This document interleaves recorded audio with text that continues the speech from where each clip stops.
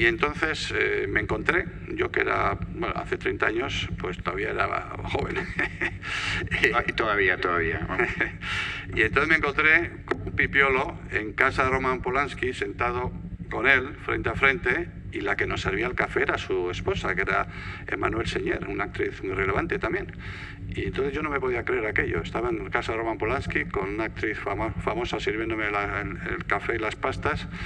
Bueno, la cosa es que después de estar con él un par de horas, hablando de posibles famosos o gente importante, actores, actrices que pudieran venir al festival, y ya me iba a marchar cuando me preguntó él, bueno, ¿qué tienes que hacer ahora? ¿Tienes algo importante que hacer?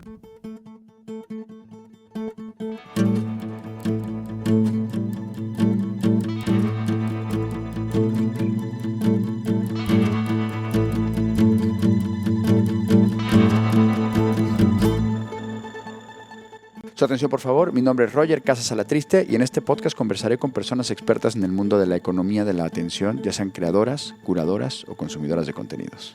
Hoy en Su atención, por favor, hablaremos con Koldo Anasagasti, director y productor audiovisual que nació durante el exilio de sus padres en Venezuela y se mudó a los 7 años a Bilbao. Koldo fue director y productor de ETV, la televisión vasca, y posteriormente dirigió el prestigioso Festival de Cine de San Sebastián. Además, ha sido productor de televisión y representante de actores. Recientemente se ha estrenado como escritor y ha publicado 4 novelas, entre las que destaca Clandestina, que relata las historias de un grupo de personas que emitieron un programa radiofónico diario desde Venezuela para difundir la voz de la resistencia vasca. Con Koldo hablaremos de cómo atraer celebridades a un festival de cine, de la intuición que se necesita para comprar contenidos para una cadena pública y de cómo nunca es tarde para remangarse y convertirse en escritor. Todo esto en la primera grabación en vivo de Su atención, por favor, en el marco del Festival Seriesland en Bilbao. Muchas gracias por su atención. Hoy tenemos un episodio muy especial de este podcast porque estamos grabando en directo con público en el Bilbo Rock de Bilbao dentro del Festival Seriesland. Muchas gracias.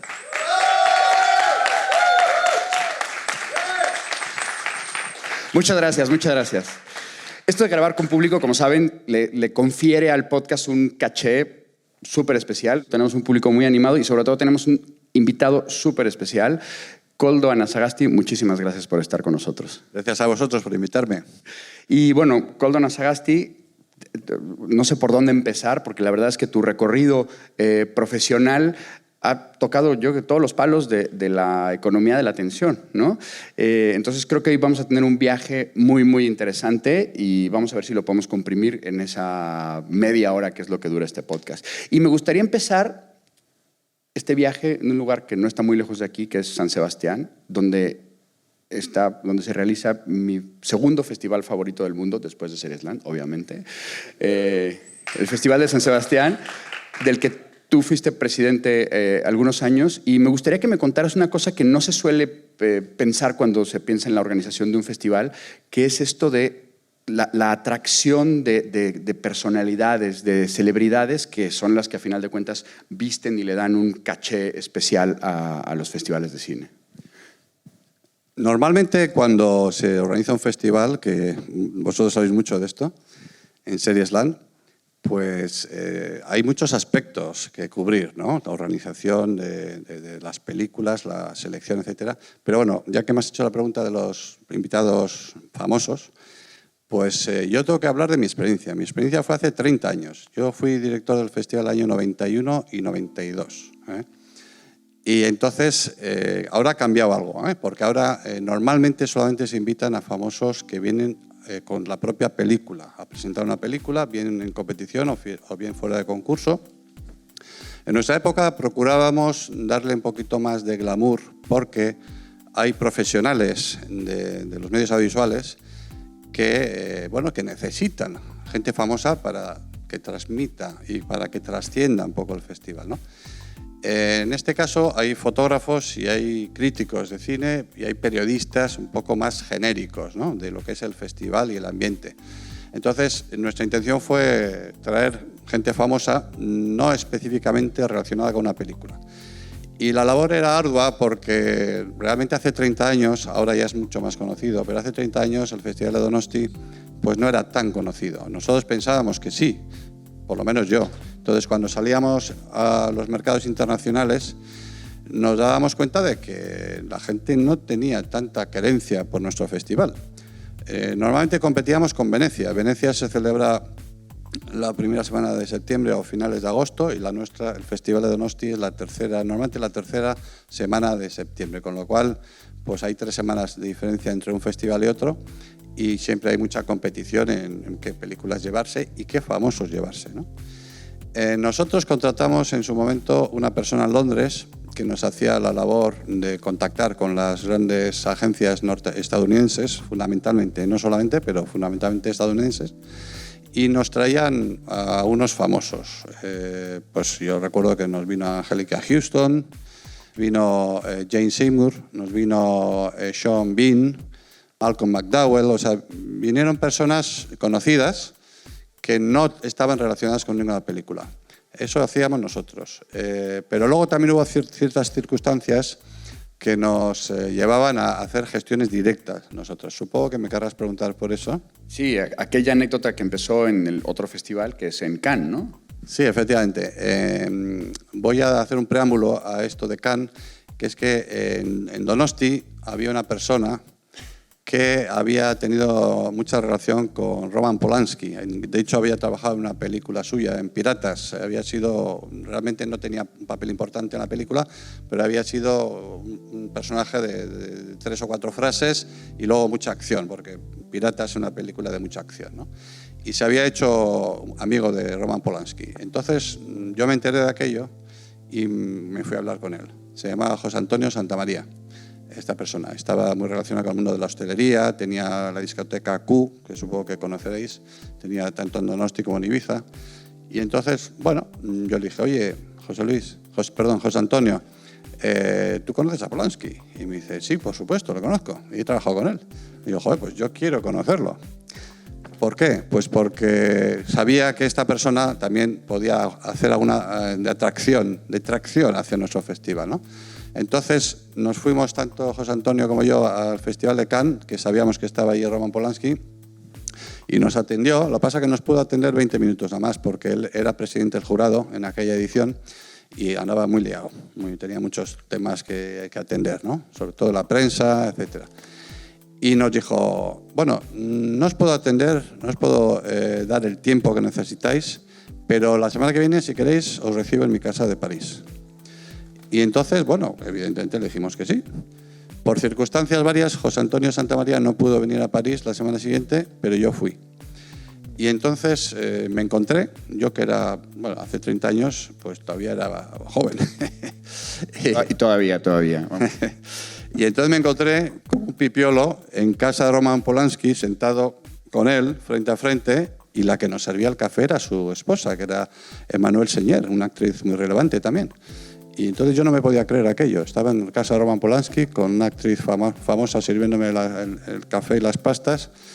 Bueno, la cosa es que después de estar con él un par de horas, hablando de posibles famosos o gente importante, actores, actrices que pudieran venir al festival, pues ya yo me iba a marchar, habían pasado un par de horas. Bueno, y te dio el sí, ¿no? Sí te dijo, yo me apunto, Sí. Él, bueno, sí, se me había olvidado decir, porque él tenía ese año una película que se llama Lunas de Hiel, y me dio el sí que iba a venir al Festival de Donosti con la película, con lo cual yo ya había conseguido uno de mis objetivos. Misión cumplida, ¿no? Misión cumplida, yo ya me daba por satisfecho. Y ya me iba a marchar cuando me preguntó él, bueno, ¿qué tienes que hacer ahora? ¿Tienes algo importante que hacer? Le dije, no, para nada, voy a pasear por París, me iré a cenar algo y luego me iré al hotel. Entonces él me dice, pues mira, hoy es el día de la fiesta del cine francés y yo voy ahora, que estoy invitado, vente conmigo. Pues me hizo una ilusión terrible, claro. Y ahí me veis a mí metido en el coche de Roman Polanski, que era un Mercedes color marrón, él conduciendo y yo de copiloto, por todo París, hasta que llegamos al palacio donde se celebra esa fiesta. Y claro, yo no conocía a nadie, y estaba ahí totalmente perdido, pero claro, eran productores y personas que no tenían, para mí, ninguna... Vamos, yo no les conocía de nada, ¿no? Hasta que de repente vi una cara muy conocida, que era Lauren Bacall. Y cuando le vi a Lauren Bacall, le dije a Roman, esa es Lauren Bacall, ¿no? Me dice, sí, por supuesto, ¿quieres conocerla? Le digo, pues sí, por supuesto que sí. Y entonces ahí me fui con él a que me presentara a Lauren Bacall. lo primero que hice, evidentemente, fue decirle buenas tardes, mi nombre es Koldo Anasagasti y tal, y soy el representante del Festival de Donosti, el Zinemaldi. Y lo primero que hice fue, ¿quiere usted ser el premio Donostia de este año? Y nadie me había autorizado a ello, porque yo era el director, pero había un comité ejecutivo por detrás que normalmente solía también participar en este tipo de decisiones. Entonces ella me dijo, bueno, pues el Festival de Donosti pues me suena algo, pero no lo conozco mucho y tal. Tengo que enterarme un poquito más de qué es ese festival. Voy a hablar con algunos contactos míos y llámame la semana siguiente, la semana que viene, y te doy la respuesta. Yo realmente pensaba que me estaba dando largas, porque que te diga que llame la semana siguiente, pues, bueno, aquí ya se corta el asunto y tal. Pero bueno, evidentemente le llamé. Se puso su secretaria y finalmente vino. Y fue el premio Donostia de esa edición. Enorme. Antes de dirigir el Festival de San Sebastián, dirigiste la televisión ETV, la televisión estatal de Euskadi. Y lo que me gustaría saber ahí es, tú habrás recibido diario cualquier cantidad de proyectos, de programas de televisión, formatos, etcétera. ¿Qué es lo que tú como director de una entidad así veías o en qué te fijabas o qué decías? ¿Qué tiene que tener algo para que yo le ponga atención y sea un proyecto elegible o que podamos evaluar, digamos? Cuando nosotros empezamos, la televisión vasca Euskal Telebista empezó en el año 82, el 31 de diciembre del 82. Yo entré en agosto del 84, o sea, ya llevaba año y medio de recorrido, pero había sido un recorrido muy modesto, y cuando yo entré, siguió siendo modesto durante un tiempo, evidentemente. Claro, hacíamos una parrilla de programación muy intuitiva, no teníamos ninguna fuente de información, no había estudios de audiencia, no había nada. Simplemente había unas encuestas cada 3 meses o 4 meses diciendo si los programas X gustaban o no gustaban, si los informativos eran satisfactorios para el público, para los telespectadores. Pero vamos, era todo muy intuitivo. Entonces, hacíamos parrillas de programación de una televisión que en aquel entonces era una televisión muy pública, muy pública. Ahora es más comercial. ¿Por qué? Pues porque hay mucha más competencia. En aquel entonces, aparte de Televisión Española, la primera y la segunda cadena, la primera televisión que surgió fue Euskal Telebista, luego surgieron otras autonómicas como TV3, Televisión de Madrid, la de Galicia, etcétera, pero había poca competencia a ese respecto. Evidentemente, Televisión Española era un monstruo con respecto al presupuesto que teníamos nosotros, que teníamos que pelearnos con ellos para conseguir películas y series que pudieran ser interesantes para nuestro público, ¿no? Entonces, ¿nosotros qué buscábamos en aquel entonces? Buscábamos llenar una parrilla que fuera de televisión pública. Y también, paralelamente a lo que estoy diciendo, de que no teníamos nosotros mucha experiencia, coincidía que tampoco había industria, no había productoras apenas, había muy poquitas productoras, había muy pocas empresas de servicios, teníamos que nosotros ir creándolas sobre la marcha. Entonces, por ejemplo, decíamos, oye, pues igual es interesante un programa sobre cine. Entonces, pues ¿qué hacíamos? Pues a ver qué productoras hay, pues aquí hay 3 productoras, vamos a llamarlas a las 3, les vamos a proponer que queremos hacer un programa sobre cine, que nos hagan una propuesta, y así hacíamos eso con todo, con el cine, con programas de índole deportiva o concursos o lo que fuera, ¿no? Y además, no sé si os acordaréis, pero al principio solamente había ETV1, luego la ETV2 surgió en el año 86, unos cuantos años más tarde. O sea, la televisión pre-algoritmo, ¿no? Sí, totalmente. Oye, y después das el salto, muchos años después, y te conviertes en productor. Sí, yo de ETV estuve 7 años en ETV. Y de ETV pasé al Festival de Donosti, el Zinemaldi, que estuve 2. Y ya, pues, con la experiencia que yo creía tener, pues dije, pues voy a montar mi productora. Y bueno, aunque los habías visto sufrir ahí vendiendo proyectos, ¿no? Dijiste, bueno, vamos a ver de qué se trata. Efectivamente, pero yo en aquel entonces no sabía hacer otra cosa, más que me parecía a mí que quizá mi terreno natural podía ser la producción de televisión. Entonces, bueno, pues monté mi propia productora y empecé a ofrecer servicios a diferentes cadenas, ¿no? Para ETV hicimos bastantes programas, pero también hicimos para Televisión Española, para Televisión de Galicia. Y bueno, pues la verdad es que fue un periodo muy, muy rico y se aprende mucho porque estás en el otro lado, ¿no? Claro, ¿no? Y luego está el siguiente salto mortal invertido, que fue lo de ser representante de actores, ¿no?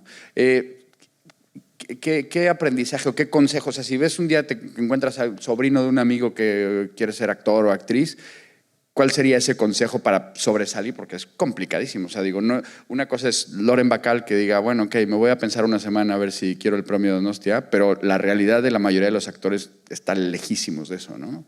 Sí, es muy difícil triunfar como actor o actriz.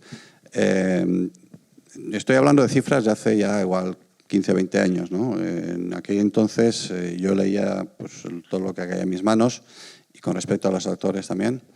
Y había 30.000 actores en el Estado, 30.000 actores. Y solamente un 8% vivían de la interpretación. El resto vivía de pequeños papeles, pero fundamentalmente de trabajar detrás de una barra, de dirigir sus propias obras de teatro, de trabajar en una compañía de seguros, de guías turísticos, hacían lo que podían, pero solamente el 8% en aquel entonces, y creo que no ha cambiado mucho, vivían de su profesión. O sea, es muy difícil llamar la atención. A veces, si alguien tiene un físico muy determinado, muy especial, pues puede destacar algo, ¿no? O porque es muy guapo, muy guapa, o simplemente por lo contrario, ¿no? O porque es gordo o gorda, o porque es lo que sea, ¿no? Bueno, eso es lo que ocurre, que a veces uno destaca por circunstancias más bien físicas que por propia calidad interpretativa, ¿no? Absolutamente. Y, bueno, digo, tu relación con la economía de la atención, director de festival, director de televisión, productor, representante de actores y, últimamente, escritor. Sí, me jubilé hace 3 años y ya tengo un poco aburrida a mi familia y mis amigos porque he escrito 4 libros y entonces es muy difícil, en primer lugar, llamar la atención de las editoriales para que te publiquen, porque hay tantos trabajos que se hacen, tanta gente que quiere escribir o que quiere ser escritor.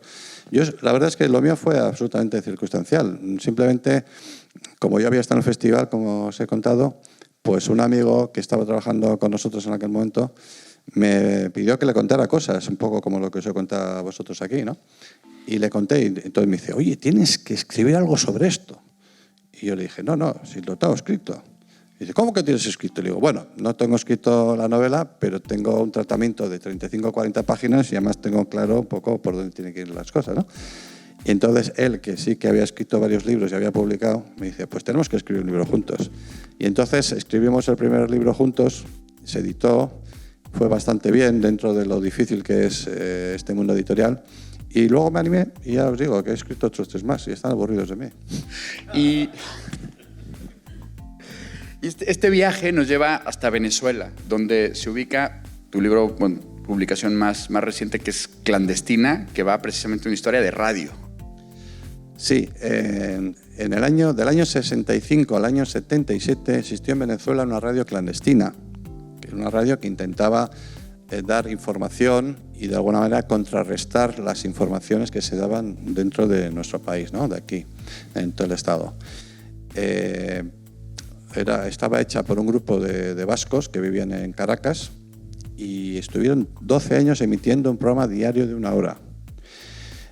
Hubo una persona que había sido Gudari, que estaba en Venezuela viviendo, que de alguna manera le ficharon, por decirlo de alguna manera, y le metieron en la selva durante 12 años. Estuvo 12 años en plena selva. Bueno, no era una selva muy peligrosa en el sentido de que no había animales, pero eran más bien alimañas, había culebras, había otro tipo de animales, pero no había tigres, ni pumas, ni cosas de estas que podían crear demasiado peligro en ese aspecto, pero bueno, luego lo que había muchísimos mosquitos, bachacos, etcétera, ¿no?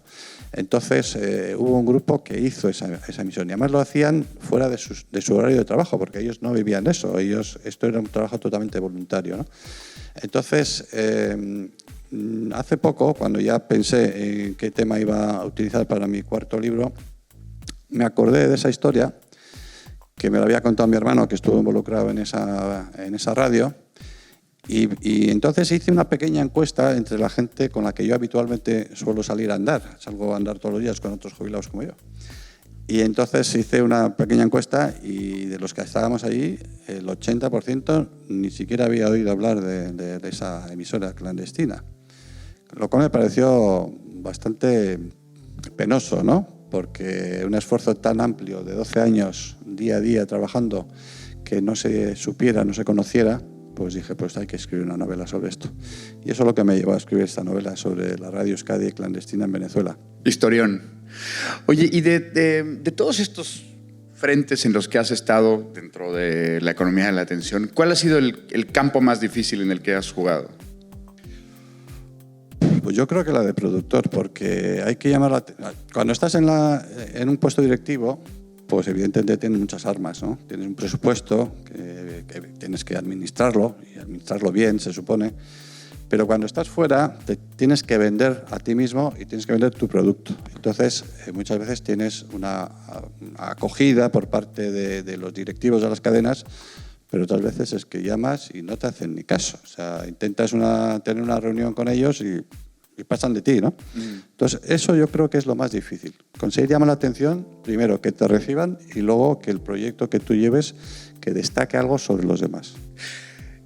Y luego está, por otra parte, el coldo lector, el coldo cinéfilo, el coldo que ve la tele, que escucha podcast.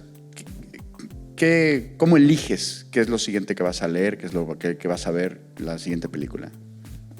La lectura normalmente la elijo porque, bueno, cuando leo revistas, suplementos, periódicos, normalmente suele haber citaciones de libros y críticas. Entonces, bueno, la que me llame la atención, pues suelo apuntarlas. Tengo una lista bastante larga, no me da tiempo a leer todo lo que me gustaría.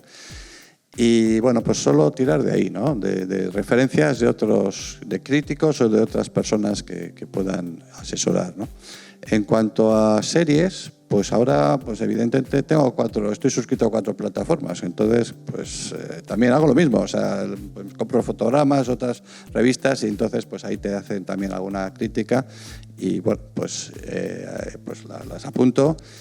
Y a veces la propia plataforma te está bombardeando con vamos a estrenar esta serie y tal, pues alguna cosa te llama la atención y entonces accedo a ello, ¿no? Cuéntanos algo que te haya sorprendido últimamente, un libro, un disco, una película. Pues vamos a ver, te podría decir una serie de televisión que estoy viendo en este momento, todavía no la he terminado, pero me falta poco, son 6 capítulos.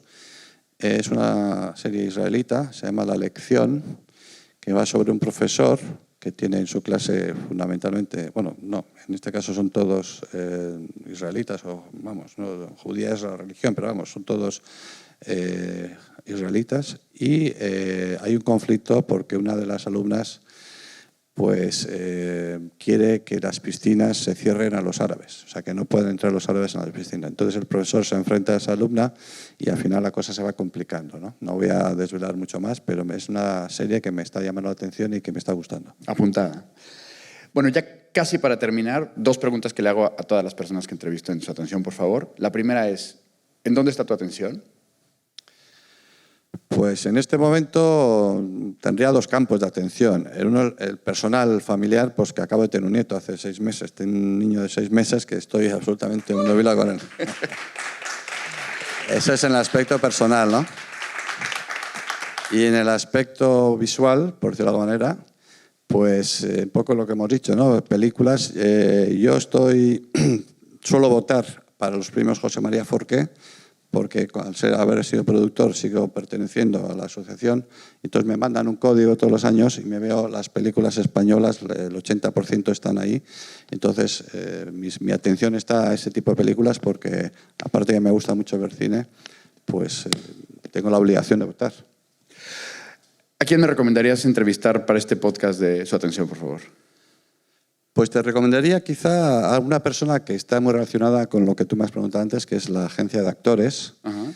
Hay una persona en Bilbao que está llevando una agencia que se llama Trauco, agencia artística, se llama Nayara Cobanera, y ella es la que está ahora peleando por conseguir que los directores de casting se fijen en los actores, el book de actores suyo, pues para películas, para series, para galas, para cosas de ese tipo, ¿no? Buenísimo, ya tenemos excusa para volver a Bilbao próximamente.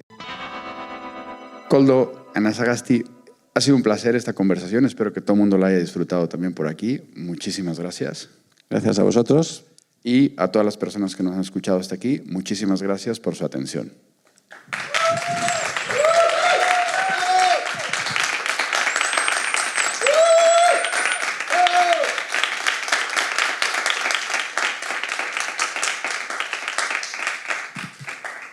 Bueno, muchas gracias. Muchas gracias.